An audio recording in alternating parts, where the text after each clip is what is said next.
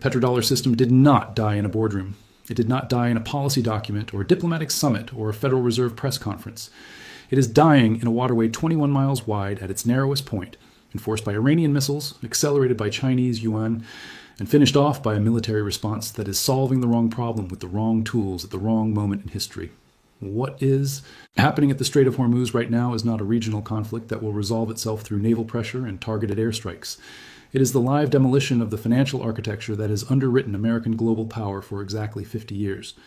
And the mechanism doing the demolishing is not a weapon. It is a currency. I'm Elif House on YouTube. I have a PhD in computer science. And I use data analysis and pattern recognition to identify structural shifts in geopolitics and economics before they become undeniable to the people who spent years calling them impossible.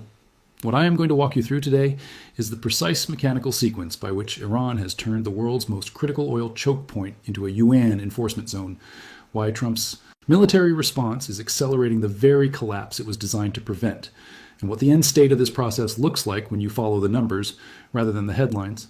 Because when you see the full architecture of what is being dismantled in real time, the conclusion is not just alarming, it is inevitable.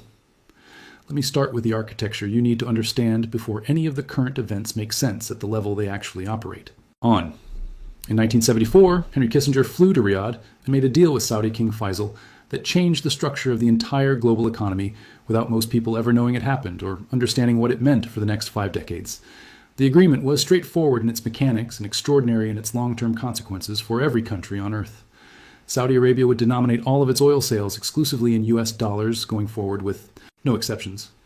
Saudi oil revenues, which were enormous following the 1973 oil embargo and price shock that had rattled every major economy simultaneously, would be recycled directly into U.S. Treasury bonds, giving Washington a reliable and enormously large buyer for its government debt at every quarterly auction, regardless of what American fiscal policy looked like internally. In exchange, the United States would provide Saudi Arabia and the broader Gulf states with military protection, advanced weapon systems, and comprehensive security guarantees against regional threats, including Iran after the 1979 revolution, transformed Tehran from an American client state into an active ideological adversary. That arrangement, the petrodollar system, accomplished something no other financial mechanism in recorded history had achieved at comparable scale across a sustained period.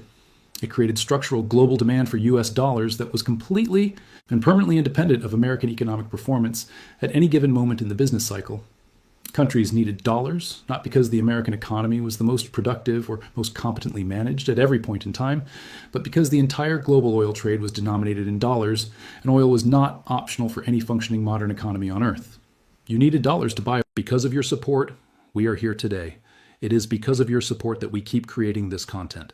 Whether your support comes in the form of inbox DMs, comments, or specifically through the premium subscriptions, it takes our work a long way forward. We don't have support from any platform. Our channel get demonetized not once, but twice, because they don't want we provide the insider news. Demonetization or silencing someone's voice is very wrong, regardless of the issue they are speaking on. We stand with freedom of speech. Please join us with that our membership subscription. We have already started producing more content for our paid subscribers, and eventually our goal is for half of our content to be for paid subscribers only. So, become a part of the family, join, and subscribe. Oil. To accumulate dollars, you had to earn them through dollar-denominated exports, borrow them through dollar-denominated debt markets, or hold dollar-denominated assets generating dollar returns.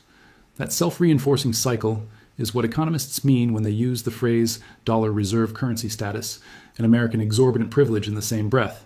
It is the structural ability to print the world's essential transaction currency, run persistent trade deficits without suffering the currency depreciation that would immediately punish any other nation for identical fiscal behavior, and effectively export the inflation that money printing generates to the rest of the world through the dollar's mandatory role in global energy commerce.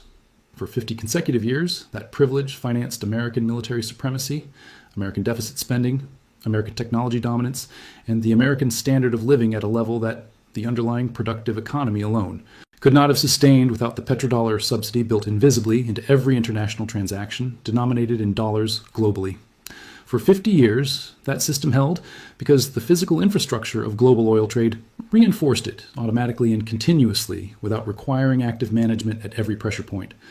Oil flowed through choke points controlled by American naval power or protected by American military. Guarantees that were credible because they had been demonstrated repeatedly in real conflicts. The Strait of Hormuz was the crown jewel of that physical infrastructure. The single geographic point through which the system's architectural vulnerability was most dangerously concentrated, and through which American naval deterrence was most visibly and continuously expressed to every potential challenger. Approximately 17 million barrels of crude oil and petroleum products every single day pass through a channel 21 miles wide at its narrowest navigable point. Iran can observe that channel from its own coastal installations without sophisticated surveillance equipment. The consistent presence of United States carrier strike groups in the Gulf for 5 decades made Iranian capability to physically close or selectively control that channel strategically irrelevant through pure deterrence logic.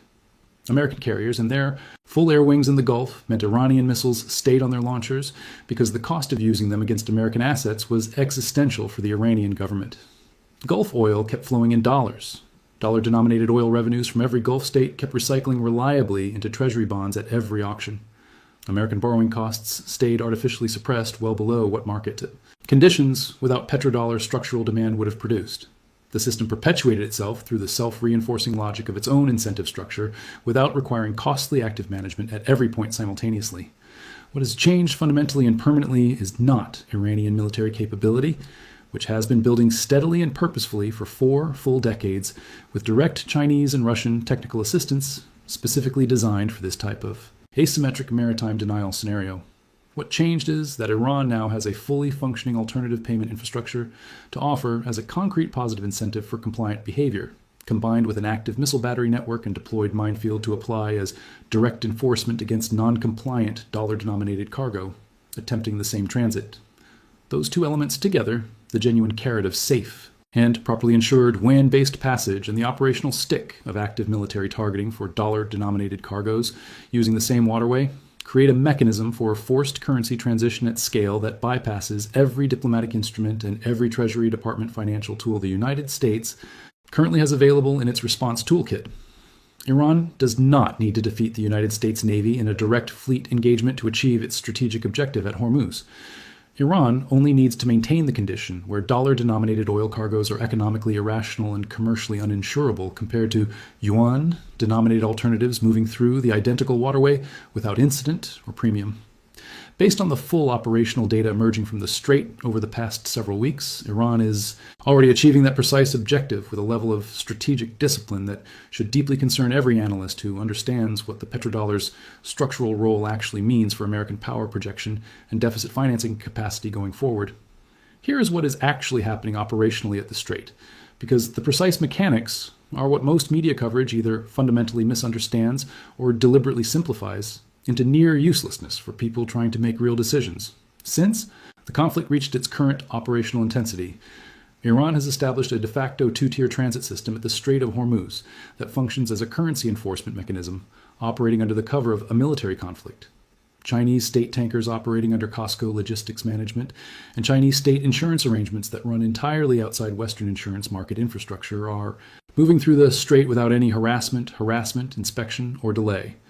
Iranian tankers loading crude at Keshem Island and Karg Island terminal facilities are continuing normal loading and transit operations at full commercial pace.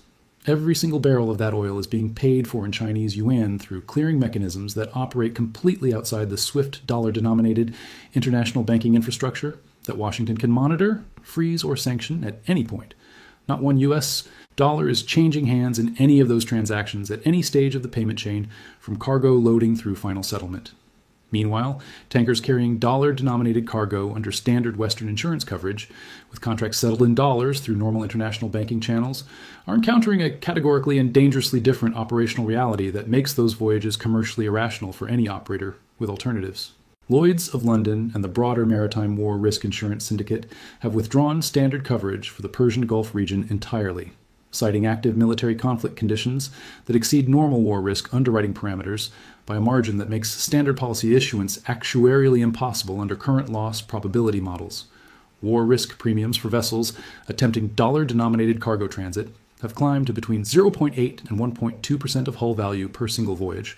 On a very large crude carrier with a hull value of $120 million, that premium represents between $960,000 and $1.44 million in additional insurance cost for a single one-way passage through the Strait.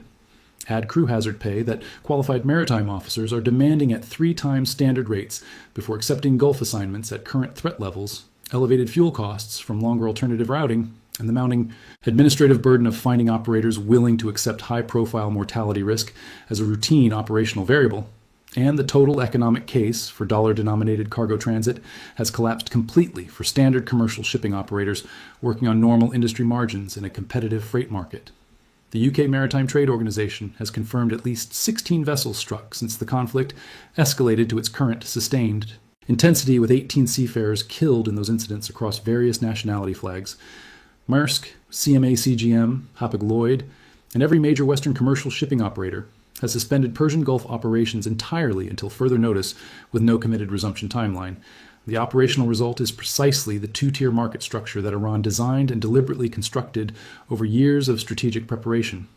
UN-denominated oil moves freely and profitably through a strait managing 20% of the world's daily oil supply, while dollar-denominated oil requires active U.S. Navy escort arrangements that the United States has publicly admitted will not be operationally ready until late March, at the earliest, commercially prohibitive insurance premiums that make the voyage economically destructive at current freight rates, and crews willing to accept active combat zone mortality. Probability as a routine professional variable. The commodity market is responding to these combined incentives in the only rational way available to commercial operators.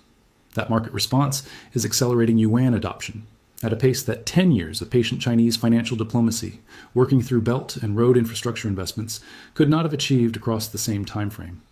Now let me explain with precision why Trump's military response is not resolving this underlying dynamic and is in several measurable and documented ways making the financial transition significantly more rapid and structurally irreversible rather than slowing it.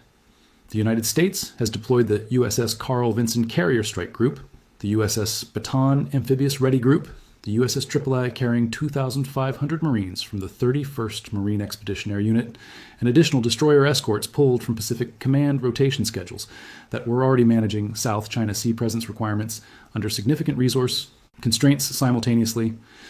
Defense Secretary Pete Hegseth has approved the largest American regional military deployment since the 2003 Iraq invasion by troop count and asset concentration. The operational plan, which Energy Secretary Chris Wright publicly acknowledged will not be fully executable until late March at the earliest, due to the operational requirement to first suppress Iranian land-based anti-ship missile batteries across multiple coastal and island installations before attempting systematic commercial shipping escort operations, requires a sequential military campaign of weeks to months before achieving its core stated objective. That public sequencing acknowledgement is itself a historically significant strategic confession that cannot be walked back. The United States government has admitted on the public record that it cannot currently protect commercial shipping through the world's most critical oil choke point without first completing a major regional military operation of uncertain duration and scope. That single admission, regardless of whatever tactical military successes follow it, has permanently and publicly damaged the credibility of the security guarantee that formed the operational foundation of the Petrodollar arrangement since Kissinger's Riyadh Agreement in 1974. Credibility of this foundational institutional type, once publicly contradicted by operational reality on a globally observed stage in front of every sovereign wealth fund manager and national oil company executive who needs to make hedging decisions, does not return when the military situation eventually improves. It is permanently spent, and the market has already priced that expenditure into its forward planning. Treasury Secretary Scott Bessent confirmed publicly that the economic disruption has already cost the U.S. economy an estimated $11 billion in measurable impact, a figure calculated before the current week's further escalation and growing substantially with each passing day of sustained disruption.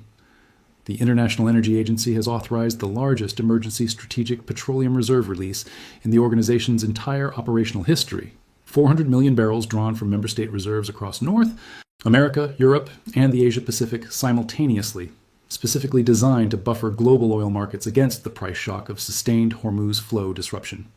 That intervention is extraordinary and historically unprecedented in its scale. It is also structurally finite in its duration and effect. Strategic reserve releases buy weeks of managed price stability and political breathing room for governments facing fuel cost electoral pressure. They do not, and structurally cannot address the fundamental question that actually determines the petrodollar's long-term fate, which is what currency global oil trade is systematically denominated in when the strait eventually returns to something resembling normal commercial traffic flow. The currency denomination question is being answered right now through thousands of individual commercial decisions made daily by oil traders, shipping companies, sovereign buyers, and national oil company procurement desks who are not making ideological statements about dollar dominance or reserve currency theory. They are responding rationally and with complete commercial logic to the cost differential between dollar-denominated transit risk and yuan-denominated transit reliability that Iran has installed as a structural and enduring feature of the world's most critical energy waterway. Here is the precise financial mathematics, because this is where the majority of analysis fails. The people trying to understand what this moment actually means for American power over the coming decade, rather than just the next quarterly earnings cycle. The Strait of Hormuz, in normal pre-conflict operations, handles approximately 17 million barrels of crude and refined petroleum products per day across all users and all flag states. At current spot prices, near $94 per barrel, that represents roughly $1.6 billion of energy commodity value, transiting that single 21-mile geographic constraint every 24 hours without pause across a full calendar year that accumulates to approximately $584 billion of oil trade value moving through a waterway that Iran controls the operational risk environment of completely from its own sovereign territory. Currently, approximately 78% of all global oil transactions are denominated in US dollars, itself already a significant decline from 85% in 2015 and 80% as recently as 2022, demonstrating a trend moving consistently in one direction before this crisis added its powerful acceleration effect. If Iran successfully maintains Yuan-Only payment enforcement for the oil flowing to China and aligned purchasing nations through the Strait, which based on current Chinese import volume tracking and Iranian export monitoring, represents between 8 and 11 million barrels per day, already transiting under yuan-denominated contractual terms, you are looking at a permanent baseline conversion of that entire daily volume from dollar denomination to yuan. Denomination is the minimum outcome, even under a relatively rapid conflict resolution scenario. At $94 per barrel, converting 8 to 11 million barrels per day from dollar to yuan denomination represents between $750 million and $1 billion per day in oil transaction value being structurally and permanently removed from the dollar-denominated global trading system's daily flow. Annualized across a full year, that calculation produces between $270 billion and $365 billion in annual oil trade that no longer generates structural dollar demand, no longer requires dollar reserves to be accumulated and maintained by sovereign wealth funds and central banks making portfolio allocation decisions, and no longer creates the treasury bond recycling flow that has kept American borrowing costs suppressed below genuine market clearing rates for 50 consecutive years. Gulf state sovereign wealth funds and central banks collectively hold approximately $2.4 trillion in United States Treasury securities at current market valuations. The combined position exists structurally because those sovereign entities earn dollars from oil sales at massive scale and require large, liquid, sovereign-grade assets denominated in the currency they continuously accumulate through their primary revenue source. Saudi Arabia alone maintains over $135 billion in direct treasury holdings, with Kuwait, UAE, and Qatar adding several hundred billion more across their respective sovereign investment vehicles. If oil revenues progressively shift toward yuan denomination through the market adaptation mechanism Iran is deploying at Hormuz, the structural portfolio logic for maintaining dollar-denominated treasury positions rather than yuan-denominated Chinese government bonds shifts proportionally and automatically with the revenue currency composition. American 10-year Treasury yields face sustained upward pressure from reduced structural buyer demand that no Federal Reserve operation can fully offset. American mortgage rates and corporate borrowing costs rise with sovereign yields. Federal deficit financing costs increase at a moment when American fiscal deficits are already at historically elevated peacetime levels. The political choices required to manage that adjustment across a 5 to 10-year horizon are all sufficiently painful that no administration confronting them transparently survives the subsequent electoral cycle without severe domestic political damage that feeds back into policy instability, further undermining dollar confidence in a self-reinforcing negative cycle. Saudi Arabia's specific current positioning in the emerging UN payment architecture deserves focused attention because Riyadh is the single variable that determines whether the petrodollar transition becomes a managed multi-decade gradual adjustment with controlled American fiscal pain or an acute compression crisis contained within 3 to 5 years. Saudi Arabia has formally joined China's mBridge multi-central bank digital currency platform, a distributed ledger settlement infrastructure, allowing instant cross-border transactions denominated in participating sovereign currencies without touching the SWIFT dollar clearing system at any transaction stage. Riyadh has established a direct yuan-rial bilateral currency swap line worth $7 billion with the People's Bank of China, creating a standing liquidity facility for yuan-denominated oil settlement at commercial scale. They have opened active yuan vaults on the Shanghai Gold Exchange International, creating an operational and liquid mechanism for converting excess yuan revenues from Chinese oil sales directly into physical gold, settled entirely within Chinese financial custody infrastructure rather than London or New York vaulting arrangements. That specific conversion mechanism mirrors architecturally the precise function the petrodollar treasury recycling mechanism performs for the dollar system. It is the store of value component without which a payment, currency transition remains incomplete and reversible. Saudi Arabia has constructed a complete and operational parallel infrastructure for yuan-denominated oil trade that is liquid, scalable, and deployable at full commercial volume. The Hormuz crisis is measurably accelerating Riyadh's internal policy calculus movement from theoretical optionality toward active operational deployment of that infrastructure at progressively larger transaction volumes. Russia's post-2022 operational experience provides the essential large-scale proof of concept demonstrating that the yuan oil trade model functions at genuine commercial scale under maximum Western financial pressure conditions. Following comprehensive sanctions, excluding Russia from SWIFT and freezing hundreds of billions in sovereign central bank reserves, Russia successfully transitioned its oil export revenue flows to yuan, rubles, rupees, and bilateral settlement arrangements with willing sovereign buyers across Asia and the Middle East. Russian crude exports to China, India, and Turkey have continued at volumes largely offsetting European market losses across 3 full years of sanctions pressure, processed through clearing mechanisms operating entirely outside the dollar system at every transaction stage. The discount Russia accepts on non-dollar sales compared to Brent-referenced pricing has progressively narrowed as the alternative infrastructure matured in operational reliability and counterparty depth. The broader institutional scaffolding reinforces this further and gives the alternative system its genuine depth. The Shanghai Cooperation Organization, now including Iran, Saudi Arabia, the UAE, and Pakistan alongside Russia, China, and India, processed $287 billion in bilateral trade last year denominated in non-dollar currencies across member state transactions. The BRICS payment system operational since late 2024 has already settled $43 billion in cross-border transactions outside the dollar clearing architecture. When Iran enforces yuan payments at Hormuz at the point of deployed missile systems, it is not directing oil buyers toward an untested experimental financial arrangement requiring a leap of institutional faith. It is directing them toward infrastructure already processing hundreds of billions in annual real commercial transaction volume, with demonstrated operational reliability across multiple sovereign counterparties and asset classes. What you are watching at the Strait of Hormuz right now is not a military conflict that happens to carry financial implications as a secondary analytical consideration. It is a financial conflict being executed through precisely chosen military instruments that exploit the specific architectural vulnerability of a payment system built on a single geographic choke point rather than the conventional military vulnerability of an adversary's armed forces in open terrain. Iran does not need to defeat the United States Navy in a conventional fleet engagement to achieve its core strategic objective. Iran needs only to maintain the cost differential between dollar-denominated transit risk and yuan. Denominated transit reliability at a level that makes commercial market adaptation to yuan trade rational, self-reinforcing across participant decisions, and ultimately irreversible before American military force can suppress the enforcement mechanism creating it. By every quantitative metric currently available and measurable, that threshold has already been crossed permanently, and the market adaptations are already accumulating self-reinforcing momentum that military success alone cannot reverse. The maritime insurance markets have priced the new operational reality into their underwriting models in ways that will not automatically reset when combat operations reduce. The major Western commercial shipping operators have restructured their route planning and fleet deployment around the new persistent cost reality. The yuan-denominated transit flow is already operating at 8 to 11 million barrels per day through the two-tier mechanism Iran has operationally, installed at the world's most critical energy choke point as a permanent structural feature.